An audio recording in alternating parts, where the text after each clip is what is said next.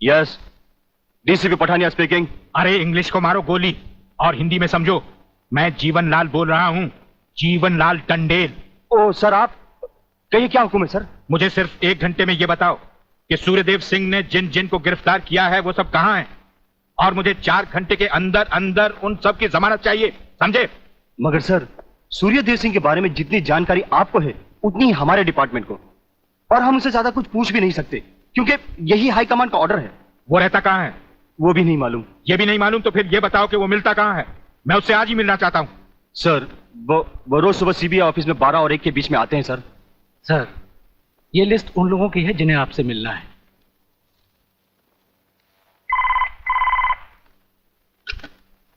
Sir, मंत्री जी आपसे मिलना चाहते हैं। टंडेल का नाम है क्या इसमें? जी नहीं सर।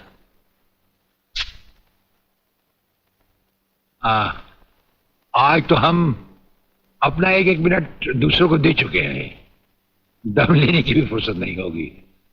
ऐसा करो, मंत्री जी को कल दोपहर के बाद की कोई भी अपॉइंटमेंट दे दो। Okay sir. Sir, you can't meet him today. अरे अंग्रेजी को मारो गोली और हिंदी में समझो। इस राज्य के मंत्री से मिलने के लिए उसके पास वक्त नहीं है। मैं पूछता हूँ, वो हमारी खाता है या हम उसकी? इसमें आपकी और हमारे खाने की बात कहां से आ गई? तो ये है ब्रिगेडियर। आप यहां अचानक आप पधारे हैं और हम आज का सारा वक्त औरों को दे चुके हैं।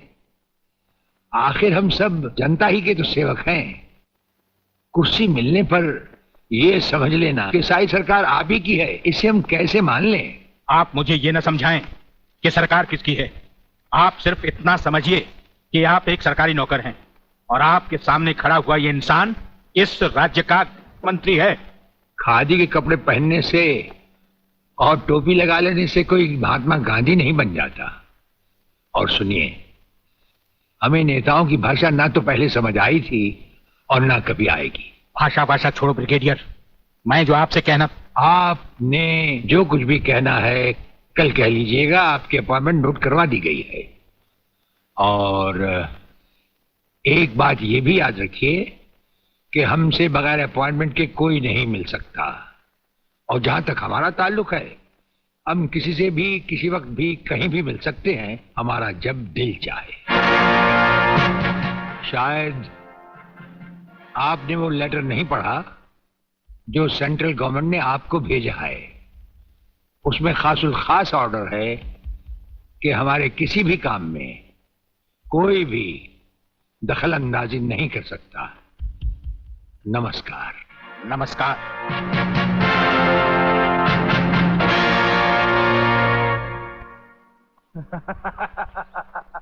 रियली? ओए, हाँ, गुड मॉर्निंग अंकल। अरे अंग्रेजी को मारो गोली और हिंदी में बात समझो। हिंदी में तुम ये बताओ, तुम्हारे पिता कहाँ हैं? पिताजी, अंकल तो ऊपर बैठे हुए हैं, आप ही का इंतजार कर रहे हैं। राधा, तुम्हारे पिताजी बड़े उखड़े हुए लगते हैं। लगता है there is something wrong in the ministry. अरे रॉन्ग हो या राइट, यही समझना होता तो मैं भी तुम्हारी तरह खादी के कपड़े पहन लेता। अरे सरकारी लेटर से मुझे क्या लेना देना? देखो, तुम अभी से इतने ढीले पड़ जाओगे तो पूरी सरकार को भारतवर्ष से कैसे खत्म करोगे? वो सिर्फ एक मिलिट्री ऑफिसर है और हमें पूरी मिलिट्री फोर्स के साथ लड़ना है। भूल जाओ सारी बातें और फाड़ दो वो लेटर। देखो, उसका ट्रांसफर ना हो तो ना सही, उसकी बातें हमें पता न चले तो न सही, लेकिन उसकी मौत का बंदोबस्त तो मैं कर सकता हूं। प्रलयनाथ, वो मर गया तो ये नेता भी कुर्सी समेत जल गया, समझो। वो मरेगा भी और तुम कुर्सी के साथ जियोगे भी। आप किसकी बारी है जनरल साहब? ब्रिगेडियर सूर्यदेव सिंह की। मारे जाने वाले पुलिस के उन शहीदों की याद में ये ज्योत बनाई गई है जिन्होंने कानून की रक्षा करते हुए अपने प्राणों की आहुति दी। आज के इस समारोह के मुख्य अतिथि माननीय मंत्री श्री जीवनलाल टंडेल हैं।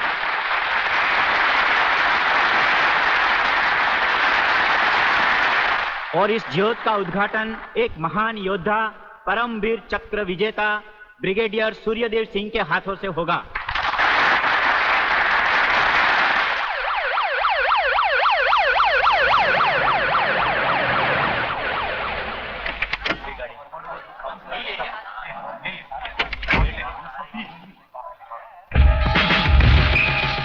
Welcome welcome, please.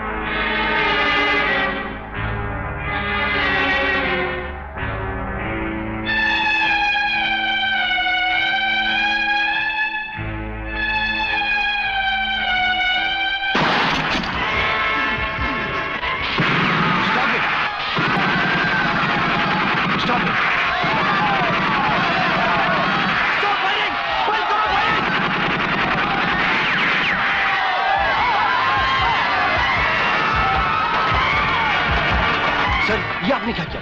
फायरिंग का ऑर्डर क्यों दिया सर? आपकी एक गलती से कितनी जाने गई, इसका जवाब कौन देगा ब्रिगेडियर साहब? मिस्टर तिवारी, इसका जवाब अब ब्रिगेडियर को ही देना होगा, और वो भी अदालत में।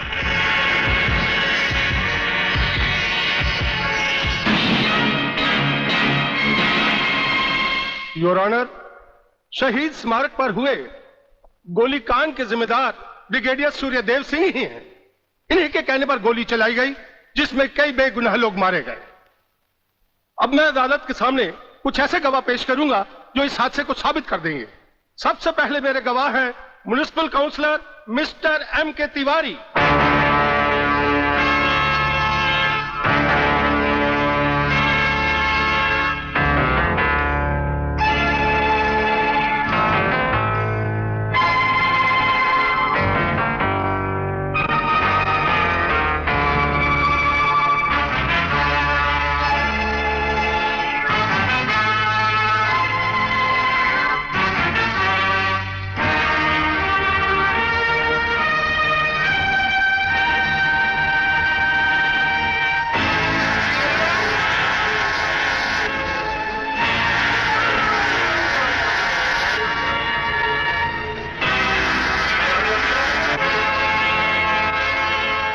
योर ऑनर, अब हमारा आखिरी एक ऐसा चश्मदीद गवाह है जिसकी सच्चाई पर कोई शक नहीं कर सकता, और वो है इंस्पेक्टर शिवाजीराव वागले।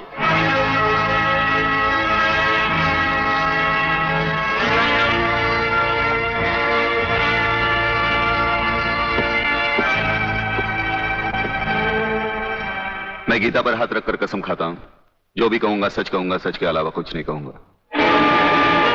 जज साहब, शहीद स्मारक पर जो भी कुछ हुआ मेरी आंखों के सामने हुआ।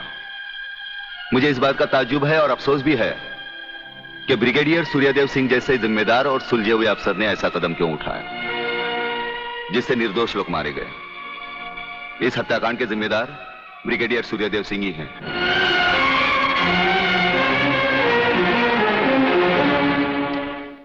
ब्रिगेडियर सूर्यदेव सिंह, अदालत ने आपके खिलाफ सारे बयानात सुने। आप अपनी सफाई में कुछ कहना चाहेंगे या आपका कोई वकील है? हम अपनी डिफेंस खुद करेंगे, सिर्फ आपकी इजाजत चाहिए। इजाजत है? आप गीता पर हाथ रखकर कसम खाइए, जो भी कहेंगे सच कहेंगे, सच के सिवा कुछ नहीं कहेंगे। जज साहब, क्या अदालत को यकीन है कि गीता और कुरान या बाइबल जैसे पवित्र ग्रंथों पर हाथ रखकर जो गवाहियां दी जाती हैं वो सच होती हैं? अगर इन कस्मों के बावजूद भी गवाह सच नहीं बोलता तो फिर अदालत में इन पवित्र ग्रंथों का अपमान किस लिए जज साहब?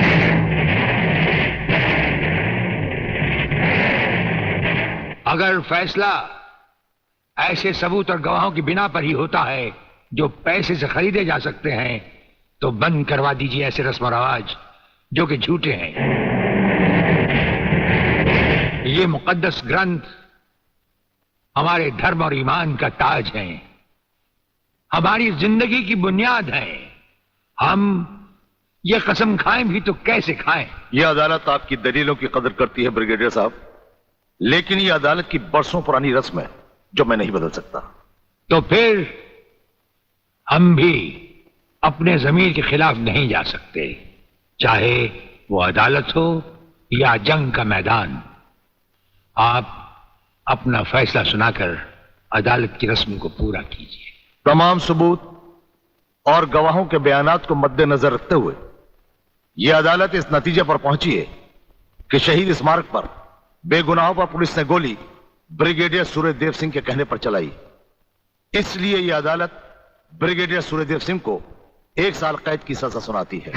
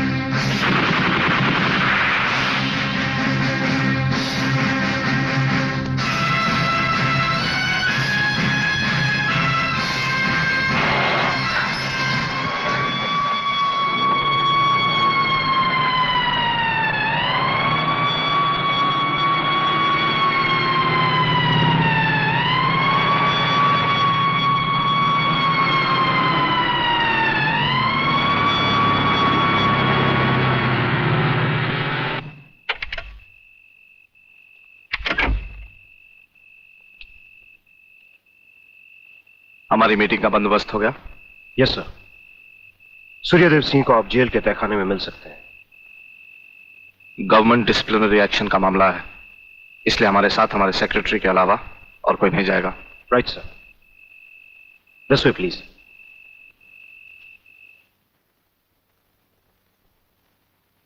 आप इधर उधर देखने की तकलीफ मत उठाइए मंत्री साहब, हम देख भी चुके हैं और सुन भी चुके हैं। यहाँ दीवारें तो हैं लेकिन इनके कान नहीं। आपका वागले से अलग हो जाना, वागले का भरी अदालत में आपके खिलाफ बयान देना, आपका गिरफ्तार होना भाई ये सब मेरी समझ में पूरी तरह से नहीं आया। इसलिए तो आपको हमने याद किया है। और जब कभी जरूरी समझा जाता है तो इंस्पेक्टर वागले इसी तरह भेष बदल कर हमसे मिलने यहाँ आते रहते हैं।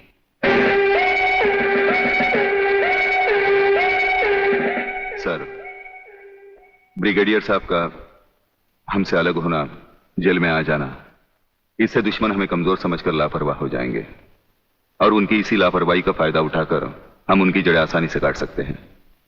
हम जिन जराइम की तलाश में हैं, उसकी कुछ जड़ें इस जेल की 4 दीवारी में भी पैवस्त हैं। उन्हें ढूंढकर निकाल कर हमें खोदना होगा। और मंत्री साहब, आपसे खास बात ये कहना थी कि हमारी गैर हाजिरी में इंस्पेक्टर वागले आपसे हॉटलाइन पर बातचीत किया करेंगे। ये जब कभी भी आपसे कहें, आप हमारे लिए रिहाई के ऑर्डर भिजवा दीजिएगा। ठीक है, आप जब चाहेंगे आपकी रिहाई के ऑर्डर्स भिजवा दिए जाएंगे। नमस्कार। Cheers!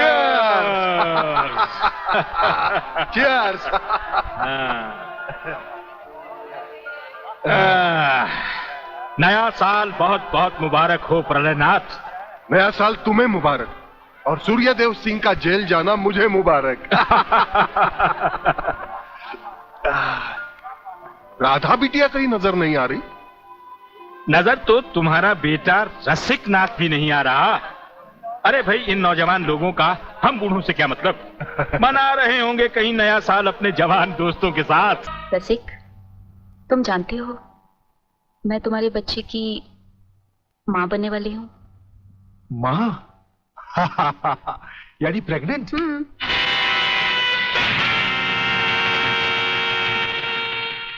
अनीता, तुम? हाँ, मैं। कह दो इसे भी, प्रेगनेंसी में परेशानी क्या है, करवा लो अबॉर्शन। शादी बाद में कर लेंगे, अभी तो हम बच्चे हैं। क्यों, यही कहा था ना तुमने मुझसे, और न जाने किस किस से कहा होगा। अनीता, अनीता कब तक तुम मुझे यूं ही ब्लैकमेल करती रहोगी? राधा, राधा ये सब तुमसे झूठ बोल रही है, ये मुझे बदनाम करना चाहती है। इसकी बातों में मत आना तुम। मैं भी तुम्हारी तरह इसकी भोली भाली बातों में आकर इसके बच्चे की माँ बनने वाली हूँ। बच्चे की माँ? अरे ना जाने किस किस का पाप अपने पेट में पालकर तू मुझे उसका पाप बना रही है। रसिकनाथ, जिसका पाप मेरे पेट में है उसे पापी का अंत करने आई हूँ। रसिक, तुमने इसे मार डाला? तो और क्या करता? हजारों औरतें जबरदस्ती मेरे गले पड़ रही थी। आज मैंने तुम्हारी सही शक्ल देख ली है रसिकनाथ।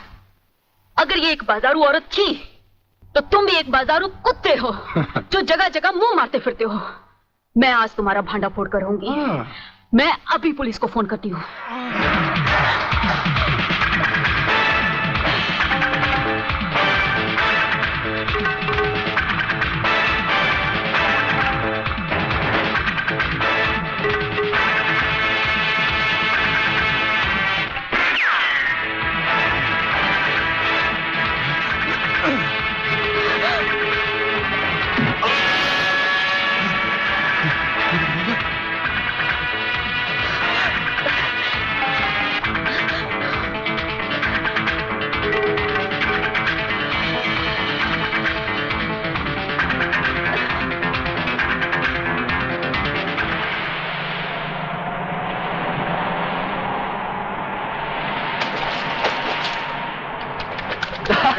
तो पीने का मजा ही नहीं आता। अरे क्या हुआ? अबे सामने देख, लड़की की लाश। अरे नहीं यार, ये भी कोई हमारी तरह नशे और मस्ती में चूर लगती है। चलो उसे और पिलाते हैं, अपना भी नया साल सुधर जाए। अबे नया साल सुधारने के बच्चे अगर लफड़े में फंस गए ना तो जिंदगी बिगड़ जाएगी। हमें क्या मालूम वो जिंदा है या मुर्दा? क्यों संजू? कुछ भी हुआ लोग, मगर इंसानियत के नाते उसे देखना हमारा फर्ज है। चलो चलो देखते हैं।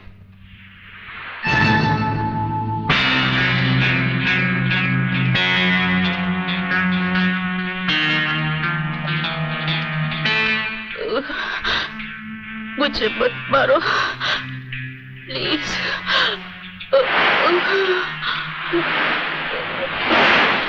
भगवान के लिए मुझे मत मारो।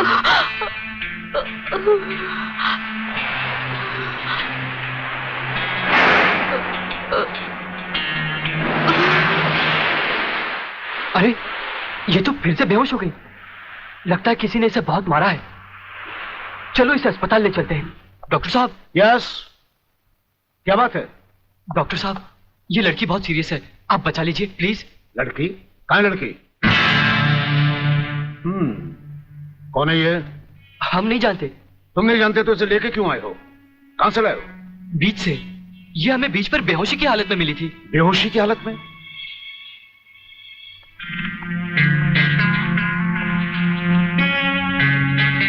इसकी हालत तुम लोगों ने इसके साथ 31st नाइट बना के तो नहीं की है ना? हम लोगों ने? ये क्या कह रहे हैं डॉक्टर साहब? नहीं नहीं, हम लोगों ने ऐसा कुछ नहीं किया। देखा तुम लोगों ने? मैं तुम लोगों को पहले ही कह रहा था। मगर नहीं यार, चुप रह तू, डरता क्यों है? डॉक्टर साहब, ये वक्त इधर उधर की बातों का नहीं है। हम पर भरोसा कीजिए और जल्दी से इलाज कीजिए। बातों से समझदार मालूम होते और मुंह से शराब की बदबू भी आ रही है। लेकिन भाई मेरे ये मामला तो पुलिस का है। पुलिस? हाँ। मगर पुलिस क्यों डॉक्टर साहब? क्योंकि इस तरह के केसेस पुलिस में दर्ज करवाए जाते हैं। मैं इंस्पेक्टर को अभी बुलाता हूँ। इंस्पेक्टर नीचे बैठा है। डॉक्टर साहब, संजय। आप लोग बैठिए। इंस्पेक्टर, कहाँ गए वो लोग? साहब, हम लोगों को मार के वो दोनों भाग गए। क्या बात है डॉक्टर साहब, आप इतने परेशान क्यों हैं? इंस्पेक्टर साहब, पता नहीं वो 3 लड़के इस लड़की को बेहोशी की हालत में यहाँ लाए। मैं आपको बुलाने गया, इतने में वो भाग गए। भाग गए?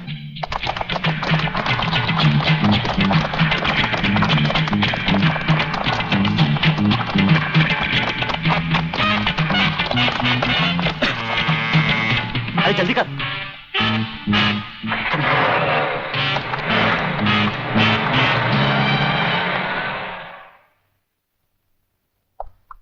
सर, ये है उस लड़की की मेडिकल रिपोर्ट।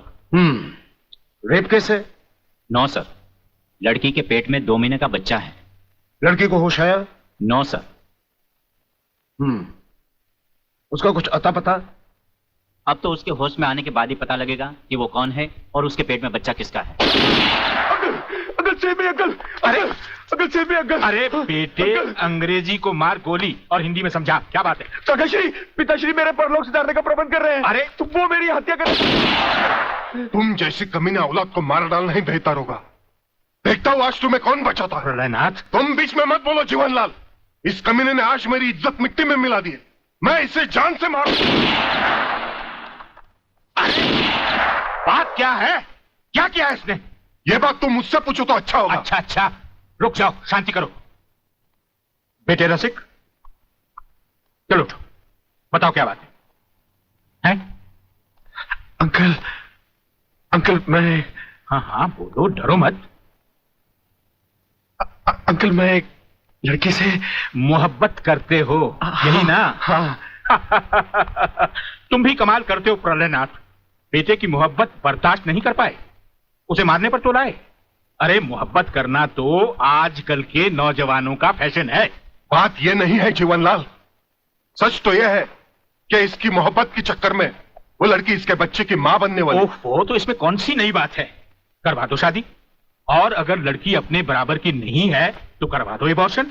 मगर जीवनलाल बात यह है। अरे यार, ऐसे मामले में बात कुछ नहीं होती, सीधी सी बात है। अगर वो लड़की नहीं मानती तो पैसे वैसे देकर अपनी जान छुड़वा लो, और अगर फिर भी नहीं मानती तो तुम्हारे लिए किसी की जान लेना कौन सी नई बात है? प्रलयनाथ, तुम तो खामखा उस लड़की के लिए अपने बेटे की जान के पीछे पड़े हो। दरअसल बात यह है जीवनलाल कि वो लड़की तुम्हारी बेटी राधा है।